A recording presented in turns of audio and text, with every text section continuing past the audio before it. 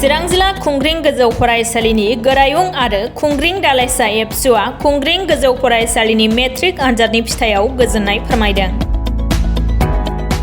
2023 मायथाइनि सेबाजों खुंजानाय मेट्रिक आनजादा दिनै फोसावखांनायनि उनाव मोनफ्रोमबो फरायसालियाव रंजानायनि दोहौ फैदों।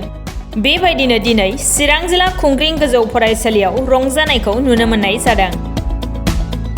बे बोसोरनि आनजादनि फिथाइखौ फरायसालिनि गोरायुं बिक्रम बसुमतारी आरो खुंग्रिं दालाइसा एबसु एसएससिआ गोजोननाय फोरमायदों।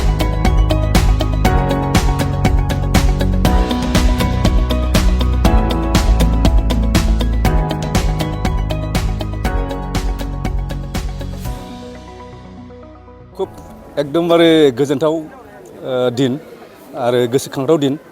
प्रथम जोंनि खुंग्रिं हाई स्कुलनिफ्राय दिनै 100% मेट्रिक फाइनाल होग्रा केन्डिडेटफ्रा पास जाजोबदों। ओरैनो साबेसेमोन? दिनै जोंनि खुंग्रिं हाई स्कुलनिफ्राय 49 केन्डिडेट दंमोन।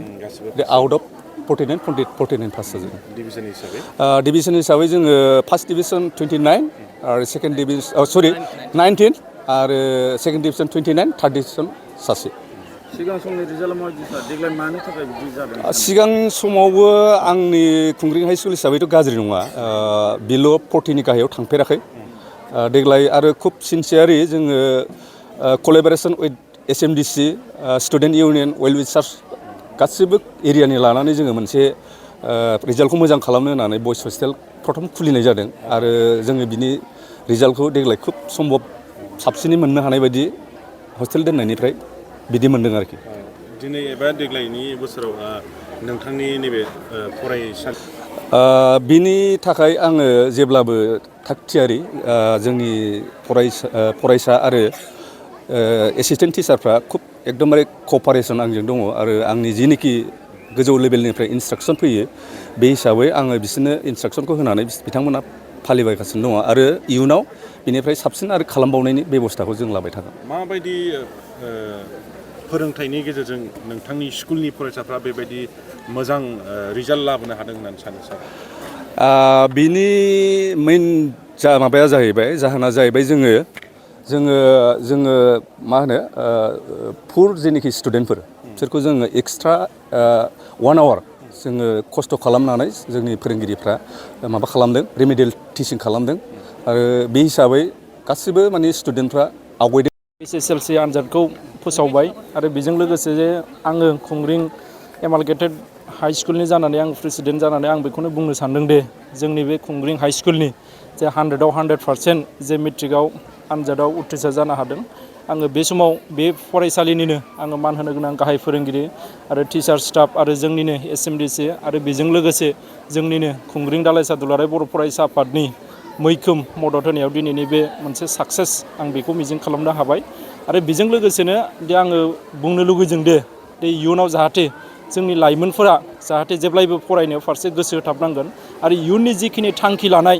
बेखौ जेब्लायबो गावनि फिथाइखौ जेब्लायबो सिगां फारसे दोननानै फरायनायनि फारसे मोजाङै मोजां आं बेखौ लांबाय थागोन। आङो बेखौ मिजिं थिदों जाहाथे जोङो खुंग्रिं हाई स्कुला मोनसे बयस हस्टेल थांनाय 6 जानुवारि 2023आव जोङो एक्सट्रा मोनसे बयसफोरखौल' हस्टेल दोनदोंमोन आरो बियो मोनसे मोजां फिथाइ। आङो बेखौ साक्सेसखौ आङो मिन्थिनो मोनबाय आरो बेजों लोगोसेनो जों बुंनो हायो जे मोनफा मोनफा गावबा गाव मोनसे गासैबो जोंनि खुंग्रिं हाई स्कुलाव जोंल' नङा, जोंनि एसएमडिसिमल' नङा, जोंनि फोरोंगिरि हेड टिचार आरो जोंनि बर' साहित्यनि दङ, बर' समाजनि दङ, गावबुरा आफादनि दङ, दालाइसा आफादनि दङ, एबसुनि गासैबो बिथांमोनहा अहर मदद होनायाव दिनै बे मोनसे साक्सेस 100आव 100 बियो जाफुंबाय। आङो बेखौनो बयनिसिमबो जाहाथे मदद होनाय बिथांमोननिसिम आङो साबायखर बावबाय आरो इयुनाव जाहाथे जेब्लायबो मदद होलांगोन आं बेखिनिखौ।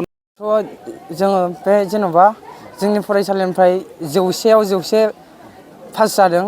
जोंनियाव बांसिन गोबां होदोंमोन होनाया मेट्रिक फाइनालखौ, ओमफ्राय बिनिफ्राय गोबाङानो पास जादों आरोना मोजां पारसेन्ट लानानै पास जानो हादों। बिनि सायाव जोंहा गोबां रंजानाय दं, बेनिखायनो जों रंजादों आरो। मा क्लासाव फरायो बाबुआ? आं दा क्लास 9आव फरायगासिनो दं। मोनसे समाव नोंथांमोनाबो नोंबो लिरनांगोन, माबायदि पास खालामगोन होननानै गोसो? जों नाजालांगोन, जों जेसेबां हायो एसेबां नाजागोन। जों दा जेरैबायदि फरायदों बेनिफ्राय बांसिन नाजागोन जेन' जों इयुनाव मोजां खामानि मावनो हायो, सासे गेदेर मानसि जानो हानाय बायदि जों नाजालांगोन।